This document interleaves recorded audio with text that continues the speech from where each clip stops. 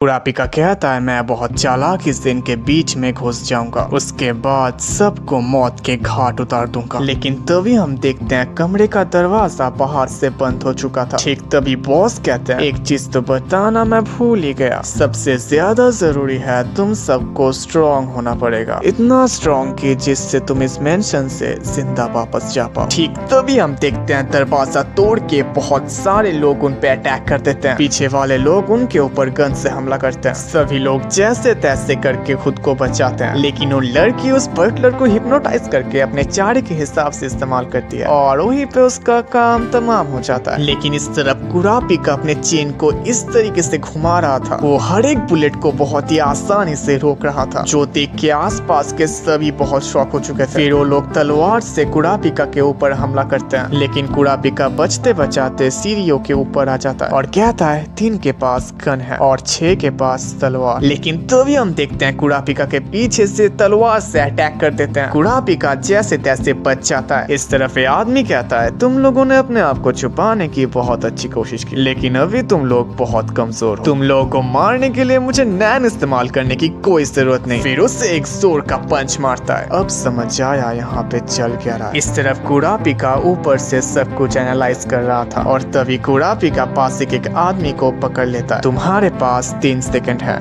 इन्हें फौरन रोको। अच्छा ठीक है, समझ गया मैं। और तभी हमें पता चलता है वो असल में कोई इंसान थे ही नहीं, वो बस कपड़े थे। मैंने जब मुक्का मारा था तभी मैं समझ गया था ये सब नैन से बनाए गए थे, लेकिन मुझे नहीं पता था इसके पीछे ये है। वो आदमी कहता है तुम्हें कैसे पता चला? कुरापिका कहता है तुम हमेशा दूसरों के पीछे छुप जाते हो, लेकिन मैं जब ऊपर था मैं समझ गया सिर्फ तुम ही थे जिन पे वो लोगों ने हमला नहीं किया। जो सुन के ये लोग तो बहुत हैरान हो चुके थे। कुरापिका आगे कहता है मुझे तुम पे शक तब हुआ जब सोल्जर 2nd फ्लोर में आए। जब मैं वहाँ से उछल के सीढ़ियों की तरफ आया, बस वही से तलवार चलाते रहे। वो लोग अपने जगह से बिल्कुल नहीं हिले और दूर से ही मुझ तक आने की कोशिश करते रहे। मुझे समझ आ गया था इनको ऑर्डर दिया गया है अपने करीब वाले शख्स पे अटैक करो। तुमने इनको बहुत ही सिंपल इंस्ट्रक्शन दी थी, इसलिए इनका अटैक भी बहुत सिंपल था। लेकिन 11 इंसानों के साइज को ऑरा को कंट्रोल करने के लिए किसी माहिर नैन यूजर की जरूरत है। एक ऐसा नैन यूजर जो मैनिपुलेटर हो, और ये ऑरा के साइज इतने बड़े हैं, नैन यूजर को करीब रह के उन्हें कंट्रोल करना था। तो इसका साफ मतलब था नैन यूजर इसी कमरे में मौजूद है। वो आदमी कहता है हाँ तुमने सही कहा, मेरा नाम सचिमोनो तोचिनो है और मैं एक हंटर हूँ। मैं तुम्हारे बॉस के लिए काम करता हूँ, इसीलिए मैं तुम सबका सीनियर हूँ। अब सब कुछ समझ आ चुका है तो ये चाकू को हटा लो। मुझे इस बात की उम्मीद है मुझको लेके सारे कंफ्यूजन तुम्हारे अंदर दूर हो चुकी है। तुम्हारे चेन को देख के ऐसा लग रहा है तुम एक मैनिपुलेटर हो। मैं तो बस बॉस की ऑर्डर मान रहा था तुम सबको मार के तुम लोग का टेस्ट लिया जाए, लेकिन तुम लोग समझ गए। अब तुम चारों को इस मेंशन से बाहर निकलने की कोशिश करनी होगी। क्या तुमने कहा 4? इसका मतलब इस कमरे में एक और बहरूपिया छुपा है। कुरापिका कहता है मुझे लगता है हमला हमारे ध्यान बटाने के लिए था,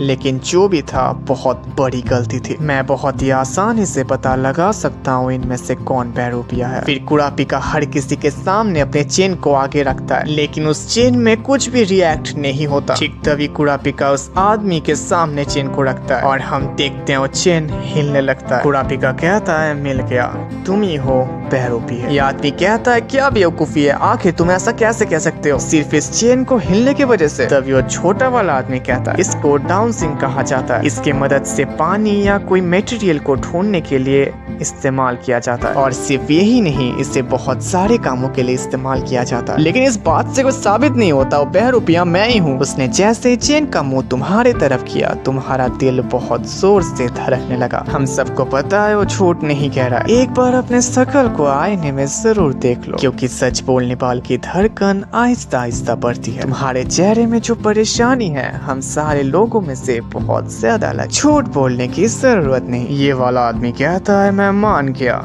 इन लोगों ने तुम्हें झूठा कहा, इसका मतलब 5 में से 2 की नजर में तुम ही झूठे हो। रुको रुको, ऐसा नहीं है, ऐसा हो भी सकता है, झूठ कह रहे हैं, आपस में मिले हुए हैं। कुरापिका कहता है मैं बता सकता हूँ ये झूठ नहीं कह रहा। मेरे कहने का मतलब है तुम पर भी भरोसा नहीं किया जा सकता। ऐसा हो भी सकता है तुम दोनों आपस में मिले हुए हो। अगर तुमको लग रहा है यहाँ पे खड़े होने से सब कुछ हो जाएगा तो यहाँ ऐसा कुछ भी नहीं होने वाला, और ऐसे भी इस सब से सिर्फ बक्साया हो रहा है। तभी वो आदमी कहता है कोई रास्ता नहीं, अब इस चीज को मैं खुद सॉल्व सॉल्व करूंगा। और कहता है जो भी मेरे रास्ते में आएगा वो जल के राख हो जाएगा। और ठीक तभी वो एक चेयर में एक पंच मारता है और मारते ही उसमें आग लग जाती है। ये देख के ये दोनों तो बहुत डर चुके थे। ये मेरी स्पेशल पावर है। ये सब कुछ बस समझाने के लिए था। अब असली मामले की तरफ आते हैं। जिस इंसान ने भी मेरे सवाल का आंसर झूठ में दिया वो जल के राख हो जाएगा। कुरापिका कहता है नहीं। फिर मेलेडी को पूछता है लेकिन वो भी नहीं होता। फिर उस लड़की को पूछती है लेकिन वो भी नहीं कहती। फिर वो टोचिनो को पूछता है क्या तुम हो बहरूपी? टोचिनो कहता है हाँ ऐसा ही है। अब बस तुम बाकी हो।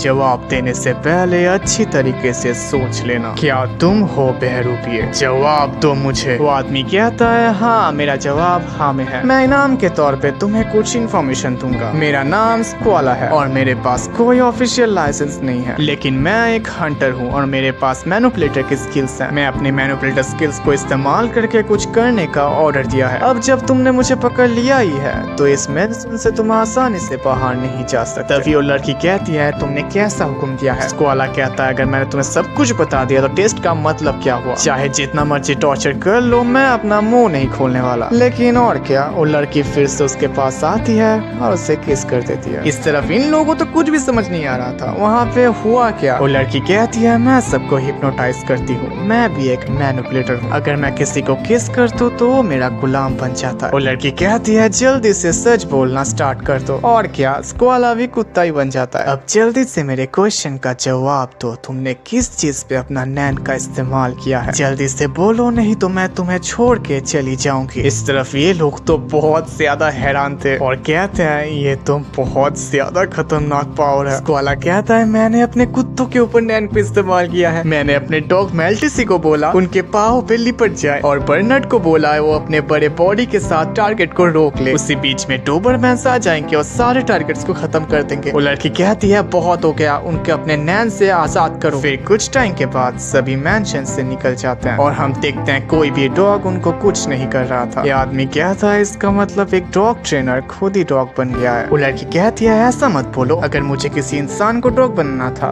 तो मैं किसी और को चुनती, मैं बस उनसे इंफॉर्मेशन ले रही। वो आदमी कहता है मुझे तुम्हारा नाम पता नहीं है, मेरा नाम बासु है और मैं एक कॉन्जुरर। वो लड़की कहती है मेरा नाम बेस है। बासु मेलेडी को कहता है तुम दिल की धड़कन सुन सकते हो, तुम कौन से कैटेगरी के हो? मेलेडी कहता है इसका अंदाजा तुम्हें जल्दी हो जाएगा। मेलेडी कुरापिका को कहता है तुम अपना बताओ, मुझे तुम्हारे बारे में जानना है, तुम्हारा नाम क्या है? कुरापिका कहता है नहीं बता सकता, कोई पता नहीं है, हम आगे साथ काम करेंगे या नहीं? बासु कहता है हाँ ये सच है, हमने पहला टेस्ट तो पास कर लिया है लेकिन असली टेस्ट तो अभी भी बाकी है। हमें बताई हुई चीजों में एक चीज लानी होगी, नहीं तो ये जॉब हमारे हाथ से चली जाएगी। उसके बाद हम मेंशन के अंदर देख पाते हैं जहाँ पे वो लीडर कहता है इन चारों के बारे में क्या कहना चाहते हैं। टोचिनो कहता है ये ग्रुप तो बहुत ही बढ़िया है, इसके मुकाबले तो बहुत ही बढ़िया है। फिर सीन शिफ्ट होता है, हम कुरापिका को देख पाते हैं। वो अपने मन में कहता है अगर मैं एक चीज हासिल कर तो मुझे कॉन्ट्रैक्ट मिल जाएगा और इसी तरह मैं यॉर्क न्यू सिटी ऑक्शन में जा पाऊंगा। मुझे वहाँ पे हर हाल में जाना है क्योंकि वहाँ पे फैंटम ट्रूप भी आएगा। वो ग्रुप जिसने मेरे भाई को मारा था उन्होंने हम सब की आंखें ले ली और इस चीज के लिए मैं उन्हें कभी माफ नहीं करूंगा। मैं उन सबको ढूंढ के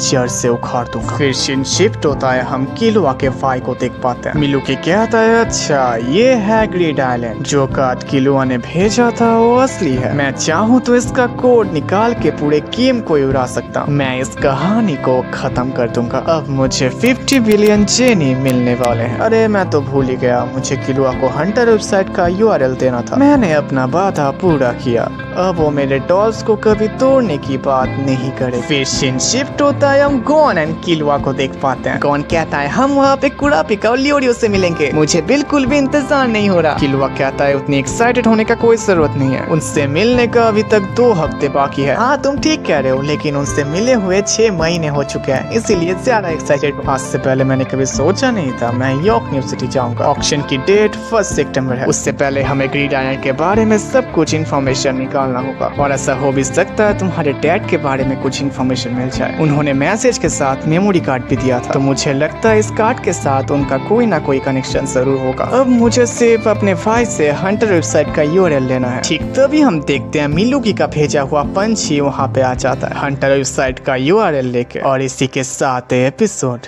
खत्म हो जाता। वीडियो अच्छा लगा तो लाइक कर देना, सब्सक्राइब करना तो बिल्कुल मत भूलना, बेल आइकन भी ऑल पे सेट कर देना जिससे मेरे वीडियो आप तक पहले पहुंच जाए। मिलते हैं कल एक नई वीडियो के साथ, तब तक के लिए टाटा।